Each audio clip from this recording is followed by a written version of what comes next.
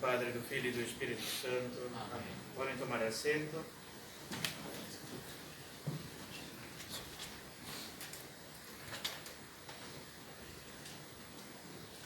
Hoje, quarto domingo da Quaresma, já vemos que já está se aproximando cada vez mais a Semana Santa, a Páscoa do Senhor. É conhecido o domingo como Domingo Letare, o Domingo da Alegria, pois é assim que começa o introito da missa de hoje.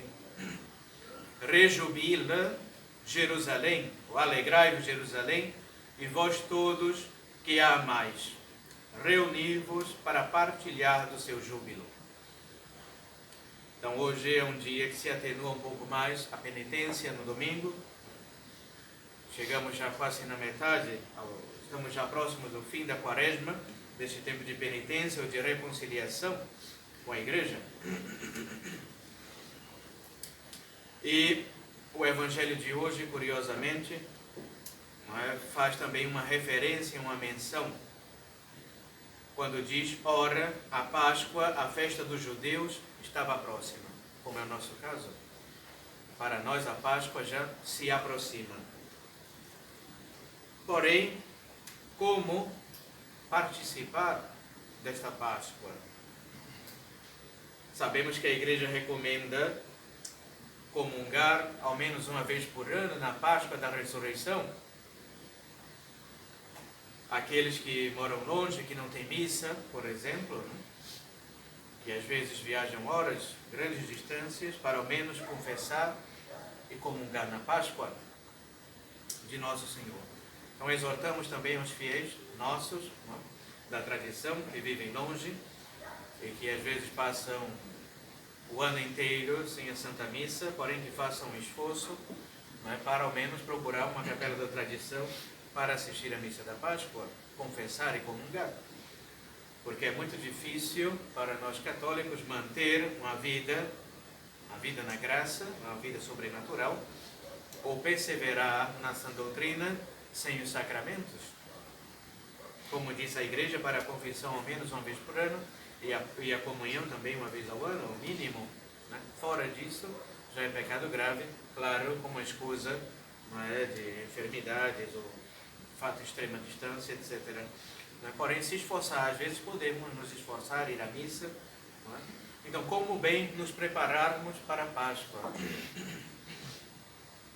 E já vemos já o milagre de Nosso Senhor Jesus Cristo, da multiplicação dos pães, 5 pães e 2 peixes, para uma multidão de 5.000 homens, sem contar crianças e mulheres. Milagre extraordinário, em que o mundo moderno rejeita e não acredita nessas coisas. O mundo moderno já não crê mais nos milagres que Deus pode fazer. Porém, tudo isso é verdade. Deus nos revelou, Jesus Cristo o fez, assim o fez. E nós temos que acreditar na Sagrada Escritura. Então, como receber o corpo e o sangue, a alma e a divindade de Nosso Senhor Jesus Cristo no Santíssimo Sacramento da Eucaristia? Antes de tudo, uma boa confissão. Hoje vemos nas igrejas, sobretudo no modernismo, na falsa igreja modernista, que a partir daí vai se dissipando essa falsa ideia de que todo mundo tem de comungar. Não, vai comungar? Não, tem de confessar e confessar. Antes de comungar, confessar. Então a gente vê nas igrejas hoje aquela fila lotada para a comunhão e o confessionário vazio. Nada disso. Primeiro se reconciliar com Deus na confissão. E como fazer uma boa confissão e não fazer uma confissão sacrílega? Porque depois também vamos fazer uma outra comunhão sacrílega, ou seja, que ofende a Deus Nosso Senhor.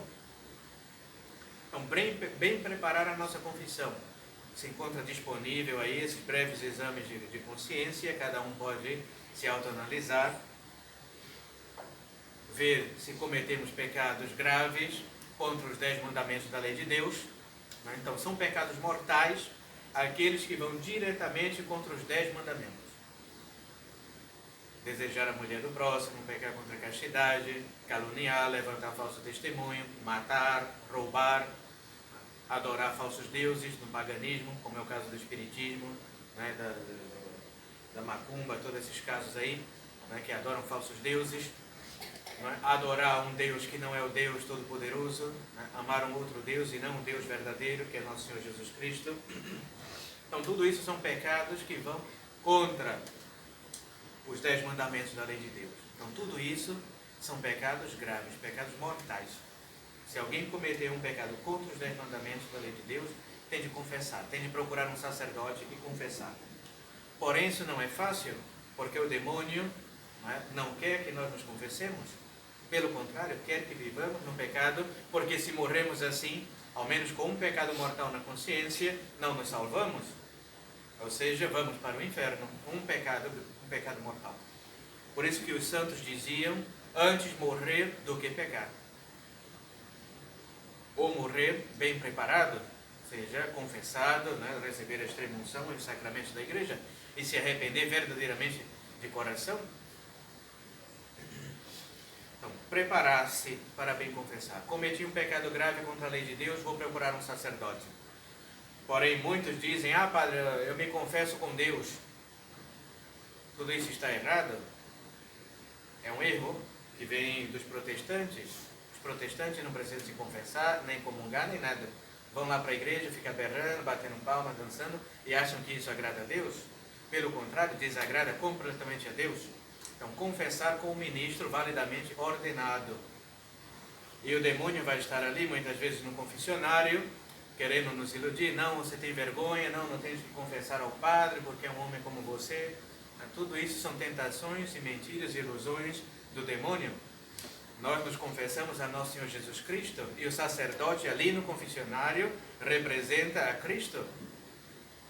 Então, não ter vergonha de se confessar com o sacerdote. E, sobretudo, esconder pecado. Então, não ter propósito de emenda e depois esconder pecado. Tudo isso, ordinariamente, faz com que você faça uma confissão sacrílega ou inválida muitas vezes. O Padre Pio e outros santos também, sacerdotes, confessores, tinham um dom, uma graça particular de Deus, de poder sondar as consciências e saber se os corações, né, e saber se de fato estão escondendo algo ou não. Então, muitas vezes no confessionário o Padre Pio dizia, mas e isso, que não está faltando mais alguma coisa? Porém, nem todos os sacerdotes têm esse milagre, ou essa graça, esse dom extraordinário de Deus, para perscrutar os corações. Então, muito cuidado. Às vezes pensamos que vamos enganar ou iludir o confessor, ou porque temos uma certa vergonha. Então, como eu digo, quem tem vergonha não peque. Não peque. Sabe que aquilo ali vai envergonhar, ou seja lá o que for, então não vou fazer. Porém, se cometemos, então temos de confessar. Esconder pecado na confissão, né? E depois não ter o propósito de emenda. O que é o propósito de emenda? Eu vou me confessar, peço perdão a Deus, né? Digo os meus pecados, porém devo ter o propósito, ou seja, querer dentro do meu coração nunca mais voltar a cometer aquele pecado que eu confessei. Então, não é normal que uma pessoa viva se confessando toda hora o mesmo pecado. Padre, eu matei um, aí na próxima eu matei 2, aí na outra 3.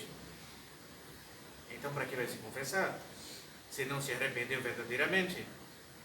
Então, confesso meus pecados, me arrependo verdadeiramente, tenho dor, sei que aquilo ofendeu, aquele pecado ofendeu a nosso Senhor Jesus Cristo, que morreu por mim na cruz para me redimir, e não quero jamais voltar a cometer aquele pecado. Então, esse é o propósito de emenda.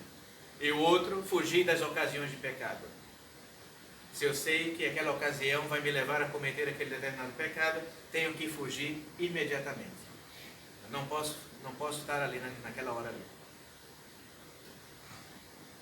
Tudo isso para se fazer uma boa confissão. E depois de uma boa confissão, assistir devotamente, piedosamente o santo sacrifício da missa e comungar. E agora, como bem comungar? Diz o Catecismo de São Pio X, as disposições para bem comungar. Disposições exteriores e disposições interiores para bem comungar.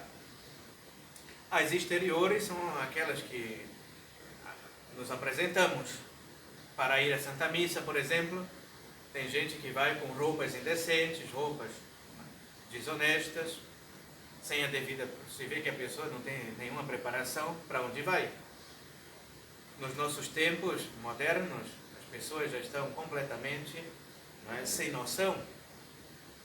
Tem gente que vai de biquíni para a igreja, tem gente que vai de mini saia para a igreja, roupas apertadas, justas ao corpo. Acha que vai para um baile, para qualquer coisa, para um shopping, para um divertimento, né? Uma caminhada, menos para o santo sacrifício da missa, que se exige respeito para com nosso Senhor.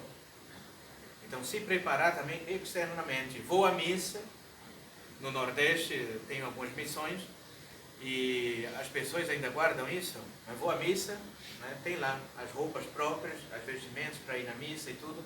Porém, isso não quer dizer também que no dia a dia a pessoa possa andar em modesta. Não. Não também fazer um desfile de moda na igreja, né? Mas ter roupas modestas para ir à Santa Missa. Ninguém vai mal vestido para visitar Roma, para visitar as igrejas, ou para visitar a Basílica de São Pedro, né? Onde há o Romano Pontífice, lá não se pode entrar. Para ir também para uma audiência pública, para ir no juiz, para ir não sei onde, exige uma certa decência. E porque na igreja as pessoas querem fazer o que quer? Então não é bem assim. Vamos preparar. Vou à Santa Missa, devo ir de maneira respeitosa. E também tudo isso no nosso dia a dia, né? Porque não é somente, né, aparecer muito bem, piedosamente na igreja, e na rua também dar mau testemunho. Ser causa de escândalo para o próximo. Vamos preparar, ter ali, né, o véu, sobretudo as moças, né? As senhoras também, e modestamente, se apresentar modestamente para a Santa Comunhão. Senão, o sacerdote pode negar a comunhão para essas pessoas. Se chega alguém aqui de biquíni para comungar, o padre vai dizer, pode sair. Aqui não é praia, aqui não é um local apropriado para esse tipo de coisa. Está escandalizando as pessoas. E a preparação interior. Interior. Ou seja, está devotamente, né, está recolhido ali, como Jesus, né, que se retirou ao monte, diz no final do Evangelho, que se recolheu, assim a alma também deve estar recolhida em oração, com sentimentos piedosos, bem confessada, né, confessou recentemente, né, e está ali contrita, né, sabe que ali é um lugar sagrado, né, que vai receber a Deus. Então, se ajoelhar piedosamente e receber a Sagrada Comunhão do sacerdote. Então, todas essas disposições de espírito, saber sobretudo que vai receber, que é o Deus feito homem, depois da transubstanciação, ali já não é mais o pão e nem o vinho, mas o corpo e sangue, alma e divindade de nosso Senhor Jesus Cristo que vamos receber. Então, ter essa consciência, essa noção. E depois, né, se recolher em oração. Aconselho também sempre, depois da comunhão, depois da Santa Missa, passar alguns minutos na igreja se recolhendo. Parece aquelas igrejas, né, que terminou a missa, antes do padre dar a bênção, já sai todo mundo correndo da igreja. É como se a casa estivesse pegando fogo, tivesse alguém morrendo, e sai todo mundo correndo da igreja. Acabou de receber a Nosso Senhor Jesus Cristo, né? Ali é a hora da alma crescer na intimidade para com Deus, pedir muitas vezes favores, conversar com Deus ali durante a semana, passou a semana inteira, né, com distrações, com negócios e afazeres humanos, e recebe a Nosso Senhor Jesus Cristo e sai correndo da igreja. Temos que meditar nessas coisas, pensar, se recolher ali. Acabei de receber a Nosso Senhor Jesus Cristo, é um momento, alguns momentos que eu tenho ali, né, para abrir meu coração, para conversar com Ele, para expor as minhas dificuldades, para receber uma graça que estou esperando muitas vezes. Por isso que não recebemos graça nenhuma, né? Porque Deus não me atende, porque você sai correndo, porque você não fala com Ele, porque você não ouve nada, tudo isso. Então, preparação, bem preparar-se, sobretudo para a Páscoa, para a Semana Santa. Lá fora da igreja, e já enviamos também algumas mensagens com os horários da Semana Santa para aqueles que quiserem assistir às funções litúrgicas. E a Santa Missa de Domingo de Páscoa, temos os horários fora, na entrada da igreja. Então, fazer de tudo o máximo possível para acompanhar essas funções. Inclusive no rito antigo, né, que já desapareceu boa parte dessas orações e das funções litúrgicas. O modernismo muito se acabou por completo, essas tradições. Então, se esforçar para vir, para participar, ter esse espírito de recolhimento, de vida de oração, meditar na paixão de nosso Senhor Jesus Cristo, na Sexta-feira Santa, né? E alegrar-se com Ele na ressurreição, no domingo de Páscoa.